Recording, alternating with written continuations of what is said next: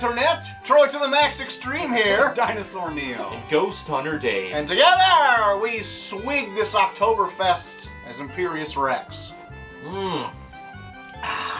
Delightful. Oh, boy. So Troy, I don't know if you realize this, but we are fully into Le Spooky season. Oh, fuck. Oh, he's gone!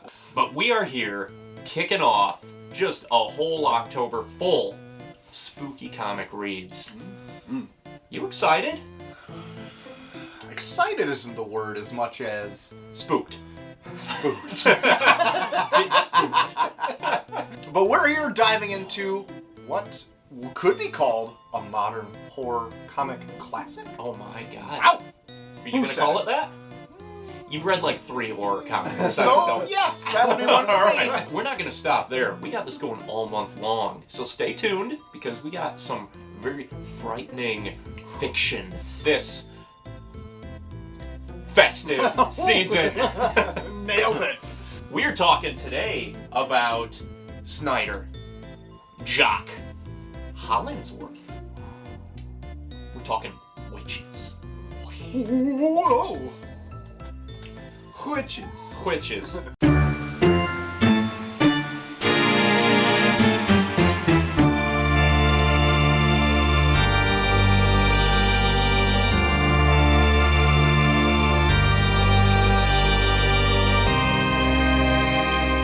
We're talking witches today. Before we get into that, at the top of the hour, the witching hour, some may say. Oh, God, I never thought of it that way. Oh, no. We just want to bring a quick mention to a fundraiser that we're doing all month long called Comics for Classrooms, where we are asking our generous viewers, if they're feeling up to it, to donate a small amount so that we can distribute and deliver some hand-picked comic and graphic novel classics to an area graphic design program that we all went through in high school. It's how we met each other. Mm-hmm. So without it, Imperius Rex would be nothing.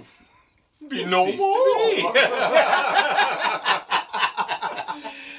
be. So if you want to replicate your first experience with graphic novels or comics for some young up-and-coming mind, then check out the link below here. We're doing a GoFundMe, and everything helps. You know, you give $10, you give $20, there's no pressure. No. I mean, someone gave 100, which, wow. I mean, that's the one to beat at this point. But, yeah, if you want to just, you know, kind of share your love of comics with some kids that are just looking for something to read, looking for some recommendations, there it is. What's a comic that got you into comics? Was it at this age? Let's see if we can do it for someone else. Oh, yeah. The next generation of Imperius Rex. Troy, Yeah. as we've said, it's the spookiest season right now. And along with tricks, there's also treats. Yeah. So before we get too far into it, I lured you here into my gingerbread house. Yes. I want to give you something. Are you going to kick me into an oven? There was a Comic-Con in our area today that I went to prior to this. And I saw this and I thought of you. So I wanted to give you that. Little Chew Mini-Mates. I like Chew. I know. I don't. It's But I know that you do. It even has El Pollo Loco. It sure does. Wow. I love it. Look at that. Oh my goodness. For your home. That's just great. Neil, I know Troy was going to be a tougher sell, so he got 2 things. He only That's fair. he gets half of what I'm giving to you I right understand. now. So, this is good, guys. This is good. This is what Halloween's all about. Wow. So I saw these. Season of giving. So I saw these, and I thought of you guys. Feast your eyes on God. some exclusive Oh my God. Batman 89 Topps trading cards with a sticker and a stick of gum in every package. Oh And I hope that we can convince you to enjoy that gum on this episode. Oh, no. I don't even know if I want to open it. Are these like vintage? You look to your heart. You tell me if by the end of this episode you want to take a chew of gum. We'll be here ready for you. Oh my goodness. If you want to save it until October 31st on All Hallows Eve and then chew that gum. So, Wytches, Volume 1 and only, coming to us from Image Comics. courtesy of Snyder, Jock, and Hollingsworth. And I mention Hollingsworth because we're trying to note the colorists better, but also because the colorist is a very huge part of this one, Yes. which we'll probably get into. But let's kick off the spooky season. What do we think, gentlemen? So this is actually the first. I've actually owned this title for a long time. Yeah. Knowing that it was an acclaimed work from Scott Snyder, hot on his Batman run. Batman's own. But he's over here doing something on Image. Like, what are you doing over there, Scott Snyder? What are you doing over there? Oh, boy. Turns out he's making Wytches. Oh, all right. So I bought it for this exact moment to make the show. Yes. I sat on this for years. We got there. And it's a story about a spooky things happening in the woods, some disappearances. Mm-hmm. Dave, you're a horror aficionado. I am one of those. Too spooked to almost say horror. Yeah, I can feel the fear radiating from your bones. I mean, your favorite music is evil monks chanting and children crying, so this is kind of Dead right man's up your alley. bones. Yes, this is right up your alley. Yeah, this is. I remember when this came out, I was like, okay, Scott Snyder. I was excited to see what this is, and from what I heard, it wasn't your grandpappy's Wytches. There's no cauldrons. Well, there is a There is a cauldron, cauldron. but it's not a big, billowing, like a black stone cauldron No, That's right. or broomsticks. It's not that. I'm surprised they didn't somehow work in broomsticks. I'm Like, maybe also they just surprised. like to clean up after they Yeah. leave. After the scene of a crime, they just like tidy up a little, hence the brooms. Yeah. Because they do kind of thread some like witchy mythology into it. Yeah. In very strange ways. I don't think if you splash water on these, they're gonna melt. They don't melt. No. No, they don't. no one's melting. You throw some stink on them, though. Oh my god. Well, I don't know. You might want to throw some stink on yourself. Make sure to get it around the gums. Get it all up in your mouth. Get that stink on up in there. Also, with a jar just labeled stink. Yeah. Where'd he get that jar of stink? Some lady with no legs gave it to him. Duh. Okay. It's the only place you would get a jar labeled stink. It's from a legless old woman. So this book follows a fairly famous author who I believe is a very obvious Scott Snyder stand-in. Yeah. Who is moving back to a small town with his young teenage daughter and wheelchair-ridden wife who just had an accident. And he is faced with the anxiety of being a father to a child who is also depressed and has anxiety. Right. And I feel like that is probably what kind of sparked a lot of this. Like, it's the horror thing, but it's also, I feel like that it's that Stephen King story where the people, the characters in it are almost enough to just tell that story on its own before any horror element happens. Like, Sure. they're dealing with enough. Yeah. Yeah. Yeah. This guy's at his wit's end. Yeah. You don't need to throw witches into here and jars of stink. No. His life stinks enough. It sure does. And throughout the course of the book, not only is it telling a forward narrative, but you get some flashbacks on like a reason why they something to spur the move, and then other things before that even that shows like his relationship and how it's changed with his daughter and wife and all the people around him as well. Yes. So we're both fathers. We are. Not to the same children. Thank God. That'd be Neil, a you're weird essentially story. a surrogate father to my children. Just about. When I am eventually killed by these shelves collapsing and burying me alive, you will be picking up in my stead and raising them. I'll also give you mine for no reason. Okay. Yep. Thank you. Can't wait. But did this like overwhelming fatherly anxiety hit you in any certain way? Did you feel like kind of a connection to this character? I don't know if I really did. Like, maybe right at the beginning, where he's having, like, you're kind of just in on a funny conversation between hippogriffs. Yeah. Between him and his daughter. I'm like, I can see an argument between me and my daughter. I guess Or your my- kids aren't old enough to be wrecked by the world yet. No, they're Yes. still So innocent and maybe, dickheads. Maybe give it another read in like 10 years. Yeah. And mine aren't either, but I can see seeds, you know, of just like, as a parent, you're always worrying for your kid. And that's even a line in there where he's like, it feels like you know, like someone pulled an organ out of your body and it's out there in the world, and you just, like, you can't feel safe with them out there. You're always worried about them, like a piece of you's missing. Yeah, I mean, in that aspect, yes, I can relate to it, but I'm not quite there with, like, a teenage angst. I just have toddler angst. Toddler angst. It feels like if it were me and I were a parent, like, I feel like I'd be breaking down in front of my kids all the time. So, like, I don't know. I thought we had more milk and we had all the milk. I don't know what to do. Like, I'm not strong enough. Oh, boy. But yes, this father, who's a successful author, he is just, like, he's had his eyes open to responsibility that he didn't ever really anticipate.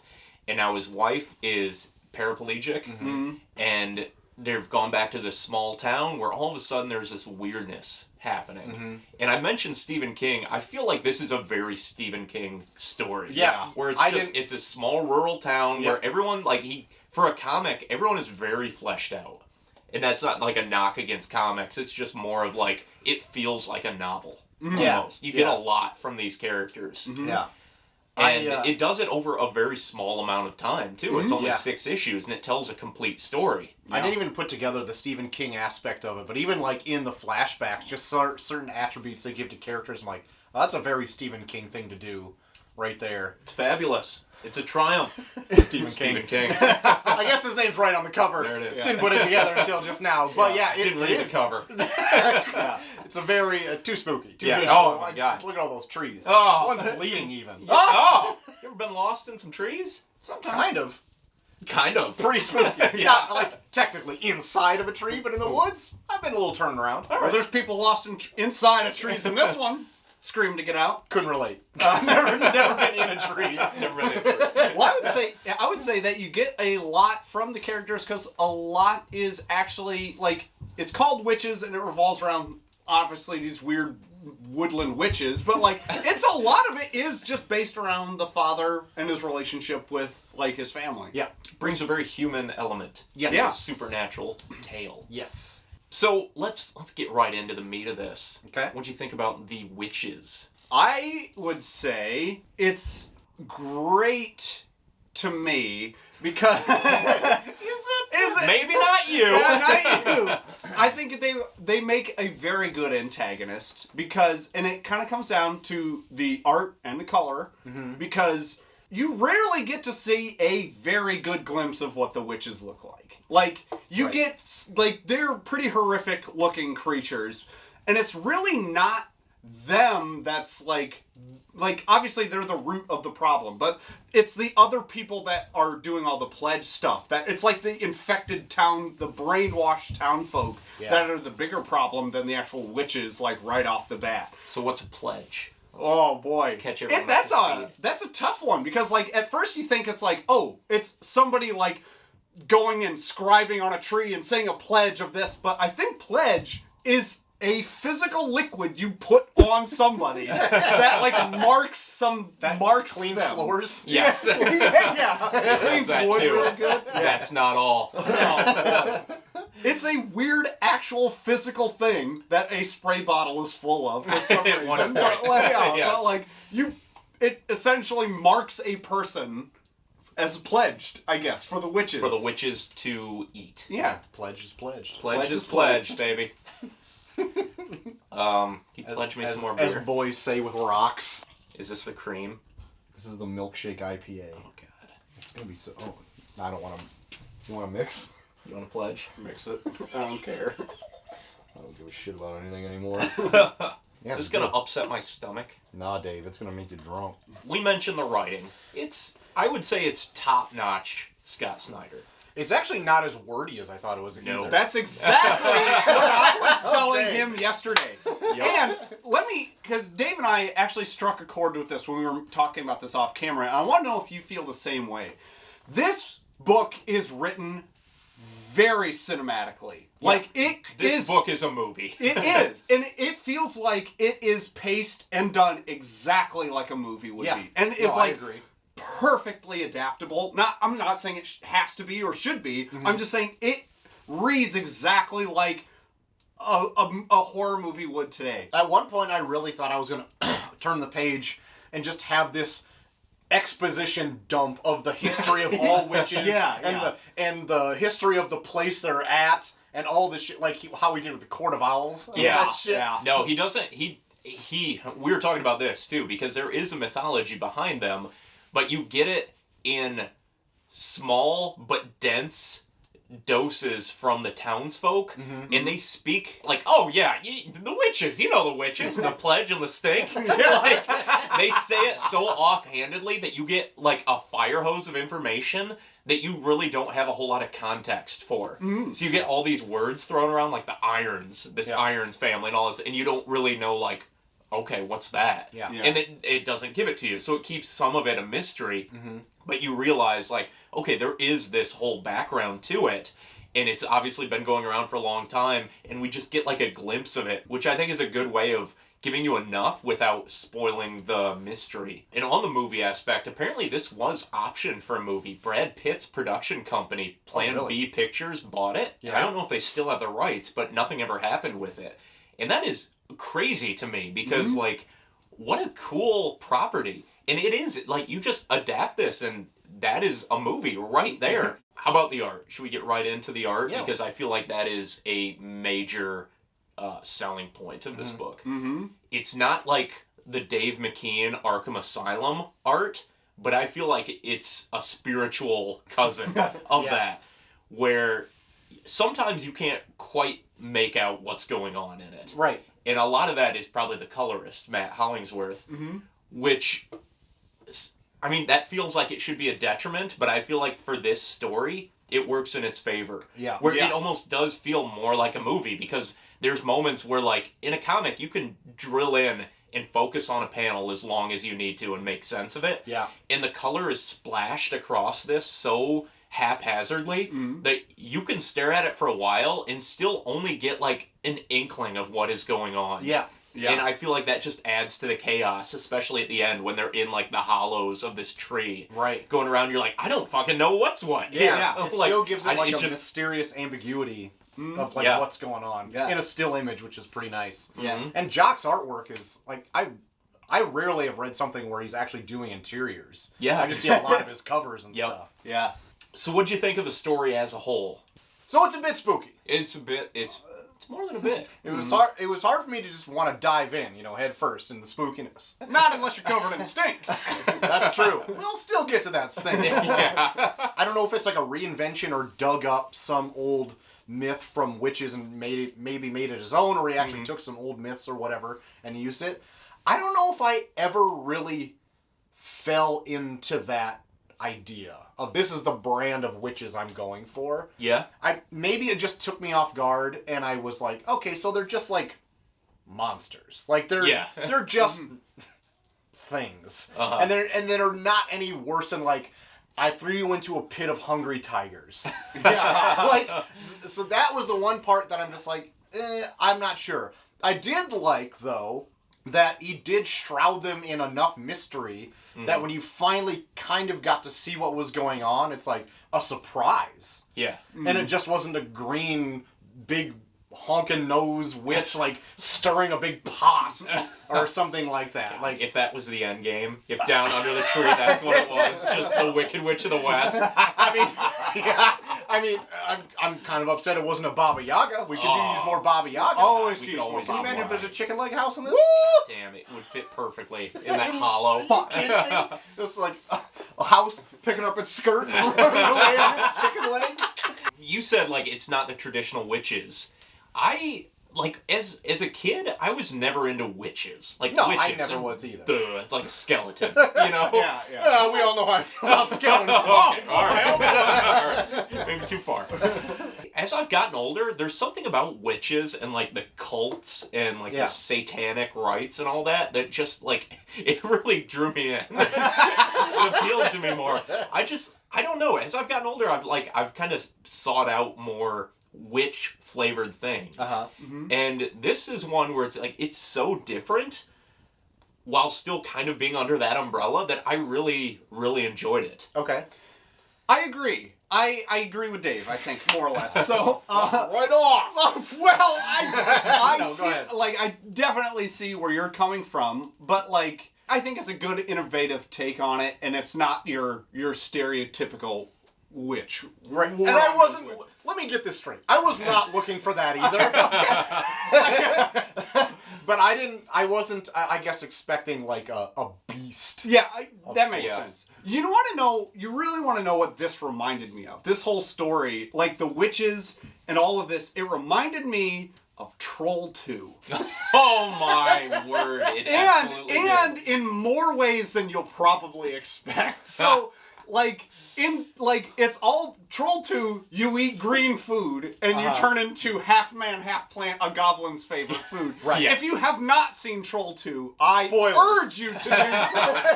Spoilers. Best worst movie ever made. Oh, watched it twice in one day. We sure did once. There's a substance you eat that turns you into food for witches. And... Or goblins. Or goblins, yes. Not trolls. Strangely enough. No troll to be seen. No. And then there's one character in this that correlates perfectly with a character in Troll 2. There is a police officer in this book who is exactly the sheriff in Troll 2, who is just under the influence of the troll/witch, and he'll do whatever it takes to get them to be food for his masters. And I read the sheriff as the sheriff in Troll 2, where he's just like, girls! Where do the girls from around here go at night? The girl!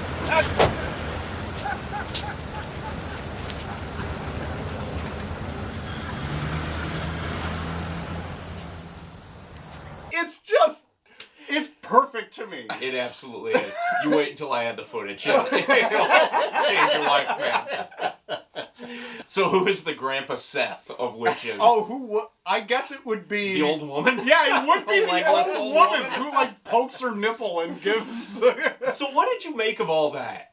The tinctures and her, like, sticking that needle in her tit and then putting it in his belly? I don't know. I don't know either. There's a lot of mystery around that old woman. Because it seemed like there was more cursed magic in her than there was even, like, this witch coven that lives in a tree. You're the fucking witch, you old bag! Look at you. You old battle axe!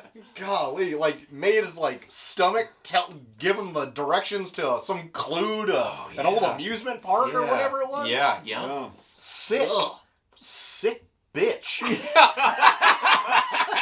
I hated her. We all hated her. Oh, God.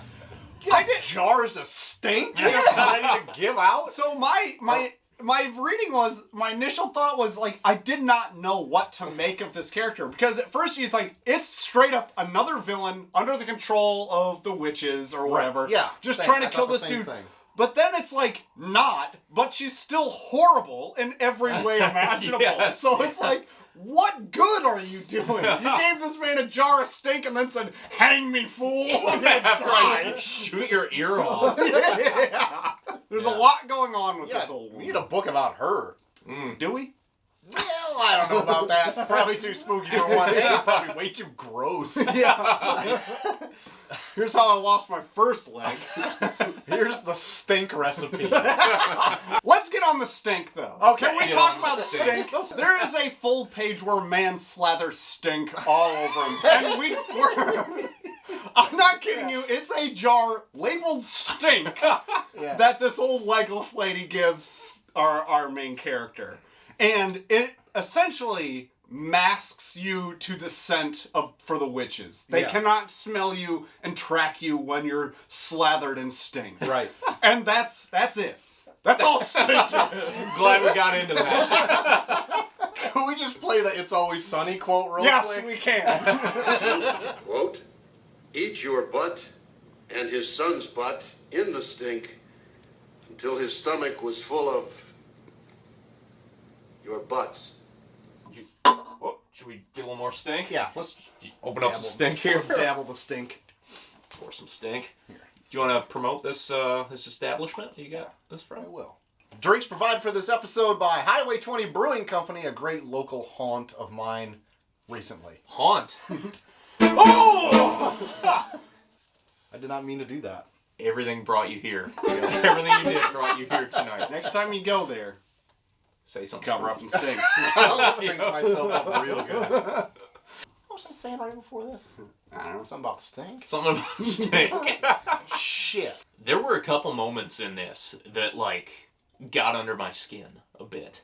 One of which was the lump that the daughter gets on her neck, where they're thinking, like, is this like a tumor? What is this? And as she's swimming, she's on the swim team, it like bursts open and it looks like an eye coming out of her. Just some grody body horror stuff. Weird Dr. Pimple Popper stuff. Yes. Yeah. And then the other thing that I thought was almost like the worst fucking part of this was when she's being bullied by this just brute of a woman. Oh, yes! I wanted to bring this up. Who is just awful. Just like a human that is worse than any of the monsters in this. Yeah. Just this like psychotic student that is just picked on the main character's daughter through the whole book. Yeah. And is just like making her humiliate herself for no reason other than she hates her. Yeah. Yeah. And I was like, oh my god, that's the truly scary thing about this. Yeah. Like the real life horror of like, there's some people that are just shit. Yeah.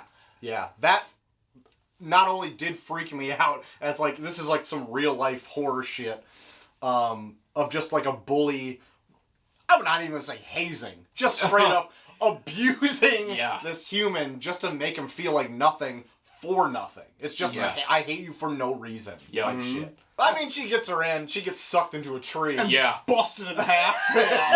So what'd you think about the tree trunks that were like housing the bodies? There's a lot that, like, I don't know all the mechanics of this, but it's a creepy visual of people like screaming in the knot of the tree. You can see like their mouth or their eyes, and they're just like almost cocooned in there. Yeah, I thought that was probably the most terrifying part. Yeah. Like that weird, haunting, like supernatural aspect of it. That I thought was actually well crafted and well done. But almost like someone had been turned into half man, half plant. Oh shit! A goblin's favorite food. Oh Did god! Scott Snyder just watch Troll 2 I and think then he did. then take some edibles and write Wytches? Because I'm right there with him. So there's one flashback they do in this that gives a little bit more background on one of our main characters, the dad. Used to be like a raging alcoholic or something like that. And at one point he goes to this old abandoned amusement park that he used to go to as a kid. And he said when this was closed, me and my friends used to climb up on the Ferris wheel and carve our name on the highest chair up there. Yeah. And so he's up there just enjoying like a fifth of whatever of whiskey. And he's like almost belittling his daughter to quit being such a wuss and climb up there and get him. Because he himself had anxiety as a kid and he didn't want to like pass that on to her. Oh, He's yeah. like, I know you Good job. Yeah, bro. like I know you're better than this. Don't be like me. So Yeah. I'm just gonna like heckle you to climb up this Ferris wheel. Yeah. This was like the one weird aspect that I thought was like very akin to like a Stephen King story. Yeah. Where you find out some weird background thing about a character and it's like Some weird alcoholic background. Yeah, that and it's really unnerving and like, oh, go ahead. I was just gonna say it kind of hit home to me because like if When our dad made you climb a Ferris when my wheel. dad made me climb a Ferris wheel when he was raging drunk. Threw a fifth of Jim at you. Oh my god. So this hit home with me in a way that's like you almost get the frustration of the dad. Like if you live or if you've been with You're on the dad's side of it. No, I'm not. I'm not. What I'm saying is like when like you either have known somebody with anxiety or this or that and you can't relate on their level. Or, like, I know he kind of could, but, like, obviously Sale is much more terrified than he ever was in this. It's like, and you're just like, what do you have to be, like, all you can be is, like, what do you have to be scared of? Like, I don't get it. Yeah. And, like, that, because, like, I've known people like that in my life, and you're just like, I can't get on your wavelength to know why you're like this. Yeah. And I get the frustration that it brings them in this moment, which Yeah. I thought was such a good human moment in between them. And it's like, it's a horrible. it's movie. horrible. Like it's horrible, but like I understand kind of that feeling where it's just like just do it. Like, what Yeah. are you scared about? Like, I don't get it. Like, I could do it. Why can't you do it? But it's like, nobody's the same. Like, this is like, it's just like, that's like where it comes in. And you're just like, oh man, like, it's hard to... But this is also like an odd test, an odd, dangerous test. I get it. It's He's Test been that drinking. anxiety. He's been drinking. I get it. It's extreme and dangerous. But No, I totally get that because, like, for my whole life, I was cool as a cucumber. And then there was a certain point where, like, all of a sudden, like, I realized, like, oh shit, I have, like, anxiety about shit. And it was something that when I first, like, realized it, I was like, no, I don't. You know, you just assume, like, no, I'm in control of that. And then you realize, like, oh, there is some stuff that, like, your body's just going to do that you don't have control of. And it was so, like, eye-opening because I was very much in that same mindset where I'm like, you're depressed. Like, just be happy. You know, like, just, you know, and, like, you just can't. Like, there's just some people, like, they can't do that. Yeah. And to be in that situation where you're like, why can't you be the way I want you to be? Yeah. And I think it's, I don't want to say like it's this brave thing that Scott Snyder did, but it's something that I feel like a lot of writers might shy away from, like they're revealing too much of themselves in that moment. Sure. And I think I mean he hasn't been coy about it. He said he has like anxiety stuff too. Yeah. And to just like kind of put it out there like that, it's one of those where like it does not paint a good picture of like that father figure. Yeah. And he's a father and everything, and he's a writer. He's very much like that character. It's like, yeah, I bet you pulled a lot from your own life there and your own fears and things like that, where it's a supernatural horror story about witches, but it's really about like overcoming anxiety over being a parent and having a child and all that. Yeah. It's also like the one and only time in this where he's not like painted in like a great light too. It almost comes out of nowhere. It's like, was I supposed to pick up on this before? Like, maybe I missed something here. What a dick. Yeah. But, I mean, I'm glad he's not like that later, because, I mean, you would know going from this flashback that, like, well, I know what's happening in the present, and they seem to have a decent relationship together, so this must be a one-off type thing, hopefully. Yeah. He caught her. That's all true. He did catch her. She did fall, though, because he was heckling her a lot. Yeah, well. But we'll see. And was that also around the time that the mother had the accident? Oh, yeah. It had to have been. Oof. Yeah. It's a terrible situation that he's in, because not only did his wife get in an accident and become paralyzed from like the waist down, but they lost another baby in that situation too. Yeah. And then that does bring to like the final act of the book, where you find out Sailor has been pledged. Yes. By the mother. Yes. Yeah. She grew up in that area. She knows like the backstory, and she's willing to give up her daughter to be able to walk again and be able to start over and have a new baby with her husband. Yeah. And they're like, I'm very sad about Sailor, but like this is a new start for us. And we can drink something that we won't even remember her, and we'll just go on ignorance is bliss. Yeah. Eating that steak from the Matrix. Yeah. Oh, yeah. And you're like, oh my God. And like, to be a parent and even write that, you feel like you need to go to like a priest and do a bunch of Hail Marys. Yeah. Was the mother in this story, she was like a part of this the whole time, right? I think so. Because like when she hit a deer, it wasn't a deer, it was a dead witch in the road. I couldn't tell by the end of this if she was like faking her injury the whole time.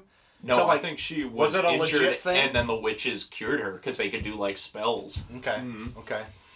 Also, the witches look very weird. I know we already kind of talked about this, but they got like, they show like a skull of one at one point. Yeah. It's like a weird twisted skull where the eyes are like on one side of the head. Yeah. And the mouth is like over here, and it's got all the nasty teeth in it and stuff like that. So, yeah, it's just strange. Just want to throw it in there. They're pretty gross. On the art, sometimes, I feel like Jock did an incredible job, and the Hollingsworth obviously did a really good job too. There was only certain instances where I thought it was like almost too obscure. Much. Too muddy a little bit? Too muddy. You know, I think for the most part it benefited the book, but there are some times where you're just like, I want a little bit more clarity here. Yeah. I got that a few times in the book too. Yeah. I would say 90% of the time it was perfect. Yeah. And then there were a couple moments where I was like, what's going on? Yeah. There's a few times I'm like, I don't know what this is. Yeah. But And overall, like, it doesn't look like most comics. No, So I no. would say, like, it stands apart. Like, that's just what Wytches is, Yeah. you know?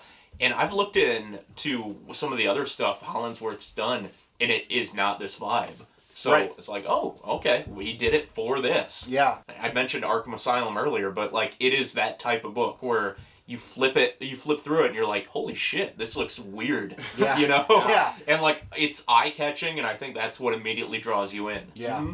So what do we think, gentlemen? First book for spooky season? Was it kicked off well? Oh I think so. I think I could handle maybe more. A little bit more? Okay. Well, we've got more grotesque stuff for you in the future. That's right. And maybe one you'll have to read the other way. Oh my. Oh, no. Stay The tuned. most horrifying thing ever. Check in with us next week where we're going to be talking about one of my absolute favorite horror comics to date. And then, as you said, we might be jumping into some more Junji Ito, which I believe we delved into last We year. sure did. And then, who knows what the future may hold. More Wytches, maybe? Oh boy. Oh my Maybe gosh. some erotic horror? Who knows? Okay. Ooh. Throw us back on board. Back on board. But that's going to be it for Wytches, I think. So, everybody out there, have you read this modern horror classic of Wytches?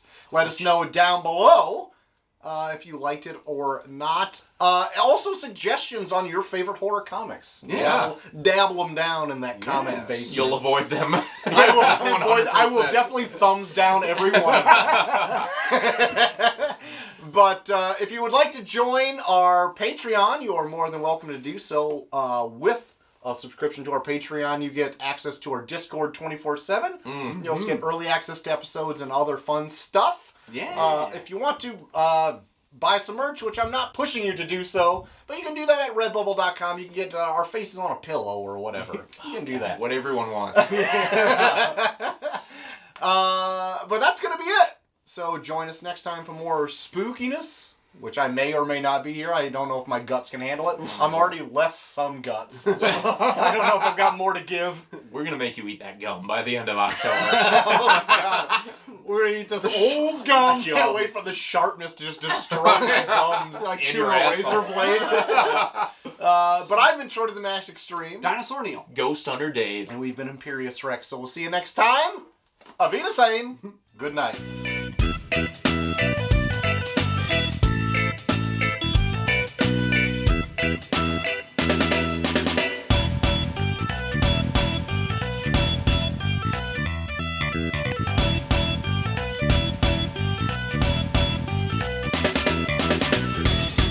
All right. Put this condom on the ground.